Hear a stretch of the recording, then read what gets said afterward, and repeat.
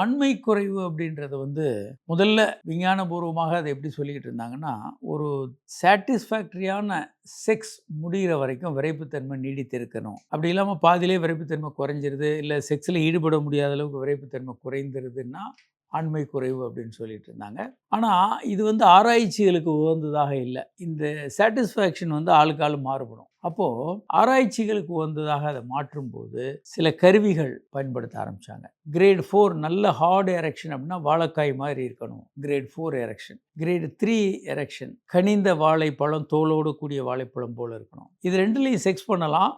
வாழைக்காய் மாதிரி இருக்கிறது தான் முழுமையான விரைப்புத்தன்மை. அதை விட கொஞ்சம் கம்மியாக இருக்கிறது கிரேட் 3. கிரேட் 2ன்றது தூள் உரித்த வாழைப்பழம் மாதிரி இருக்கும். இதில் செக்ஸ் பண்ண முடியாது. கொஞ்சம் பெரிதாக ஆணூர் பெரிதாக இருக்கும், ஆனால் செக்ஸ் பண்ண முடியாது. கிரேட் 1 என்பது ஒரு அழுகிய வாழைப்பழம் போல் கொஞ்சம் பெருசாக இருக்கும், ஆனால் அதில் உறவு கொள்ள இயலாது. ஸோ இதை கிரேட் 1, 2, 3, 4 தான் நார்மல். 4க்கு கீழே இருக்கிறது விரைப்புத்தன்மை குறைபாடுன்னு நம்ம எடுத்துக்கிறோம். இதை சரி செய்ய முடியும். நாம் இதற்கு நிறைய சிகிச்சைகள் இப்போ வந்துருச்சு. ஃபர்ஸ்ட் லெவல் கவுன்சிலிங், தெரப்பி போன்ற விஷயங்கள் இருக்குது. இரண்டாவது கட்டம் இப்போ ரொம்ப அற்புதமான மருந்துகள் இருக்குது.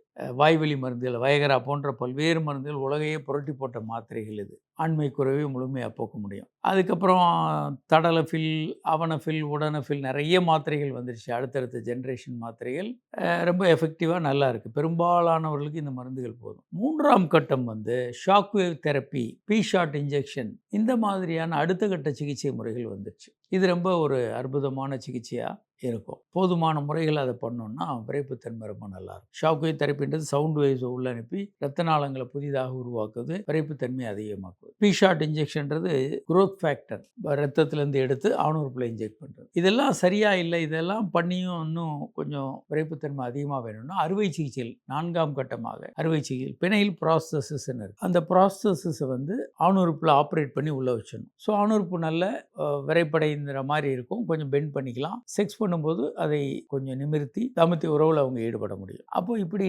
பல்வேறு கட்ட சிகிச்சைகள் இருக்குது.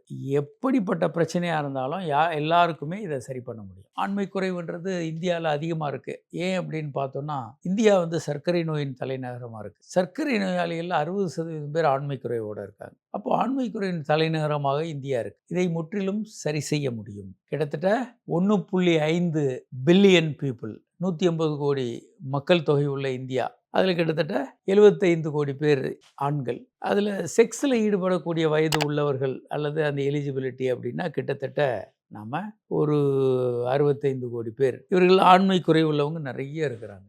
இவர்களுக்கு சிகிச்சைகள் தேவைப்படுது நிறைய பேருக்கு. இதை சரி செய்ய முடியும் அப்படின்றத நம்ம தெரிந்து கொள்ள வேண்டிய விஷயம். ஆண்மை குறைவு முழுமையாக சரி செய்யக்கூடிய ஏராளமான நல்ல சிகிச்சை முறைகள் இருக்குது. முற்றிலும் சரி செய்ய முடியும்.